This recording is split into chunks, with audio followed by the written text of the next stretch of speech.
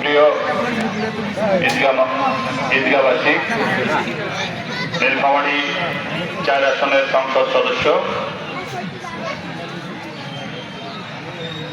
হাফেজ আব্দুল মুনতাকিম আপনাকে শুভেচ্ছা জানিয়েছেন একজন বাহক মারফত। উনি আপনাকে সালাম পৌঁছায় দেবেন। আলহামদুলিল্লাহ রাব্বিল আলামিন, আসসালাতু ওয়াসসালামু আলা রাসূলিল কারীম।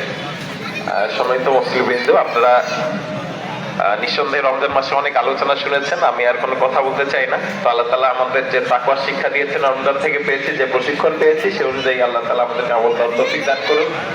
আমাদের এই ঈদগাহ উন্নয়ন কল্পে যে মানুষটি সর্বাগ্রে এগিয়ে আসছেন, তিনি এই ঈদগাহ মাঠের সম্মানিত সাধারণ সম্পাদক, উনি প্রয়াত হয়েছেন। আজকে উনি নেই। তো আমাদের সাংগঠনিকভাবে আসলে আমাদের এই প্রতিষ্ঠানটা চালানোর জন্য আমাদের সাংগঠনিকভাবে কিছু কথা বলা দরকার। সেক্ষেত্রে আমরা 2 বার এই প্রতিষ্ঠানের যে একটা কমিটি আছে, সেই কমিটি বসে ওনারা একটা সিদ্ধান্ত নিয়েছেন। সেই সিদ্ধান্ত আলোকে আমরা একটা কথা বলবো। এর পূর্বে ওনার সম্পর্কে থেকে, তো সেখান থেকে আপনারা দেখতে পাচ্ছেন উঠিয়ে যেতে পারেননি। যাই হোক, আমাদের লুটু ভাই ওই প্রজেক্টের সাথে সংশ্লিষ্ট ছিলেন। তো আল্লাহর ওয়াস্তে উনি ওনার ওই 28,000 টাকা বাকি ছিল, সেই 28,000 টাকা আজকে আমাদের হাতে তুলিয়ে দিয়েছেন এই ময়দানের উন্নয়ন কল্পে। যাই হোক, যারা এই টাকাটি তোলার জন্য চেষ্টা করেছেন এবং আজকে আমাদের এইখানে পৌঁছাই দিয়েছেন, আমরা সবাই ওনাদের জন্য দোয়া করব। এবং যিনি এই প্রজেক্টটা দিয়েছিলেন আলহাজ সিদ্দিকুল আলম, আল্লাহ ওনাকে সুস্থতা দান করুক এবং আল্লাহ ওনাকে হায়াত দারাজ করুক। আমরা সবাই বলেন আমিন। ছিলেন মোহাম্মদ মাসুদ আলী। ইনি দীর্ঘদিন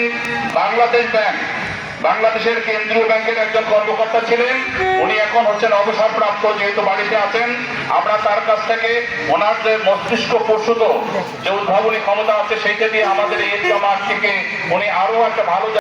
আমার পরিচয় তো চেয়ারম্যান সাহেব অলরেডি দিয়ে দিয়েছে। এখন সাবেক যে সেক্রেটারি, আমার ফুফাতো ভাই, ওনার যে অসমাপ্ত কাজগুলো আছে, এগুলো আমি সমাপ্ত করার চেষ্টা করব।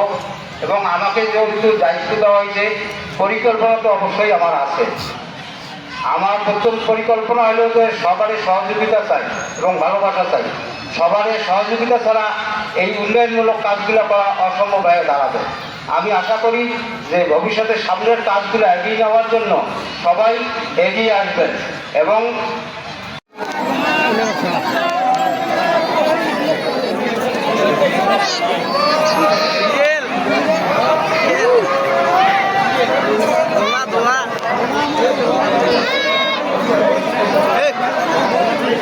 কাফের